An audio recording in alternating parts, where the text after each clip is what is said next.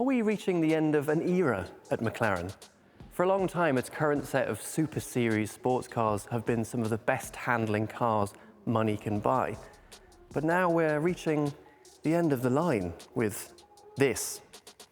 My name is Jake, you're watching Car, and welcome to the McLaren 788 HS.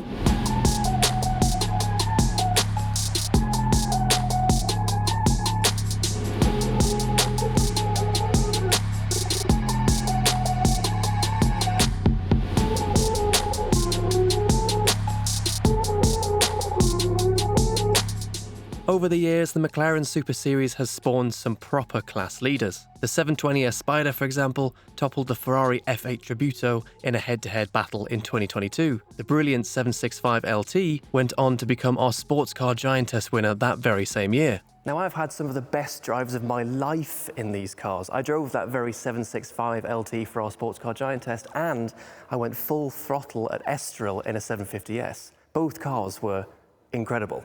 And yet, all of these cars came at a time when McLaren Automotive hadn't exactly been that stable. The car brand had been losing money hand over fist for years before it merged with technology company 47 in 2025. Initially, 47 was planning on setting itself up as its own automotive brand, but that's rather tricky to do. Given McLaren Automotive was looking financially wobbly, 47 saw an opportunity to uplift the performance car brand instead, having the technology and, more importantly, the cash to bring McLaren into the future. While the brand's new boss Nick Collins promises plenty of performance cars in the future, more of them will likely be electrified or even electric, and they'll be flanked by models with more than 2 seats, something we've never seen from McLaren before. This new HS, then, feels like the last remnant of the old guard, the old way of thinking. What a way to go out though, right? This thing looks absolutely wild. It's still familiarly a Super Series sports car, but with some extra bits added on.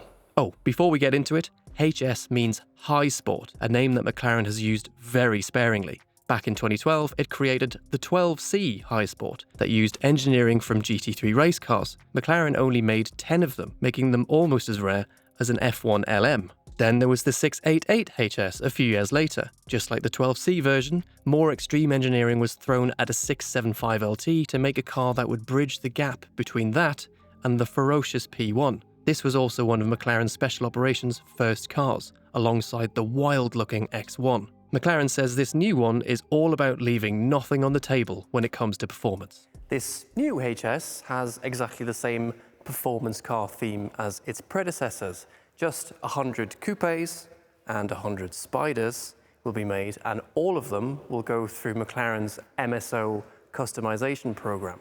And because this is McLaren we're talking about, the attention to detail on what's been changed versus a 750S or a 765LT ventures into extremely nerdy territory. In many ways, it doesn't actually look that different, with plenty of curated design details to enhance it over a long tail, for example. Naturally, the changes compared to a 750S, for example, are all about aerodynamics. McLaren says that the HS has the most serious and aggressive aerodynamics package ever seen on a Super Series car. So you got things like this quite angry looking front splitter here and this huge S-duct that beams air right the way over the top of the car. If you choose a coupe, a good chunk of that air is fed directly into a roof scoop to help keep the engine cool. The bumpers themselves are made from composite materials. There are a lot of gloss black design elements, and you can even spec stripe decals with the 788HS model name in them. You can also specify a lot of visible carbon fiber as part of that wild MSO customization program. The HS sits 5mm lower than a 750S, for example, and it comes with some very tasty new forged lightweight wheels. You also get Pirelli Trofeo R tyres that are almost painted on, some very tasty looking center locks, and brakes that are derived from the epic Senna hypercar.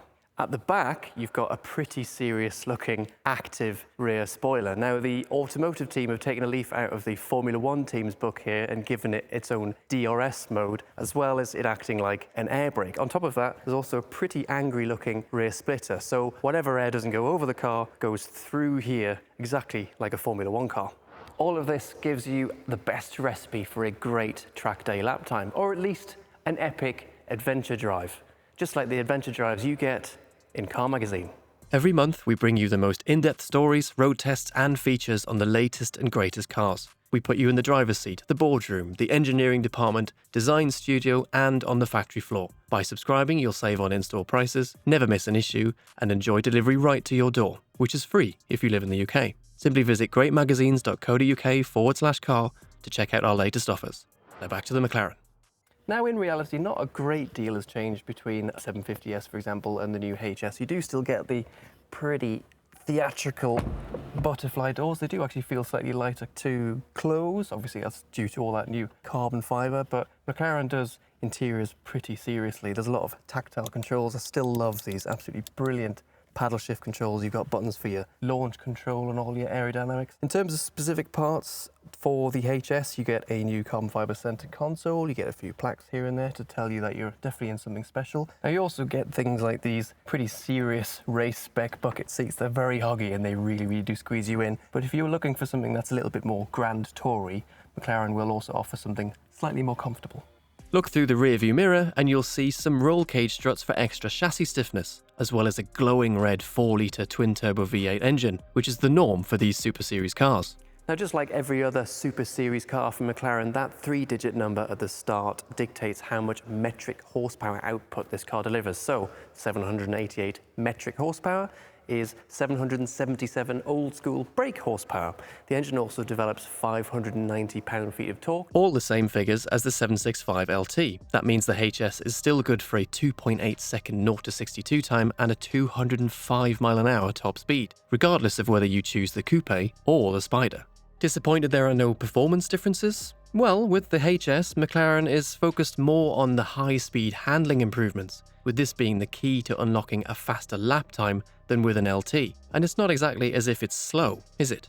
But what has changed is the sound. There's still a titanium exhaust like the LT, but the HS benefits from a tuned engine note, and more of it being piped directly into the cabin via a diaphragm. There's no fakery or digital enhancements here, with McLaren sending only the best bits of the engine noise directly into your ears. How much are they? Well, given every one of them is being sent through the MSO customization program, none of them will be cheap, likely costing well north of £300,000.